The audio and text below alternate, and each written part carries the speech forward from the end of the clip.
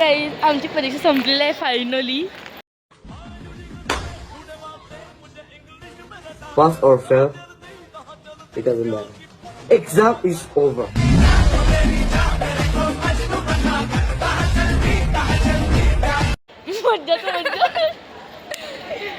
तर एकदमची संपली परीक्षा आमची. आता मस्त फिरायचं एकदम एन्जॉय.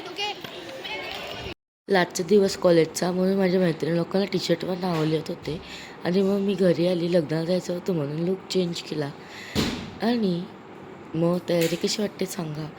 आणि या दीदीचं लग्न होतं. विचार चालली ती.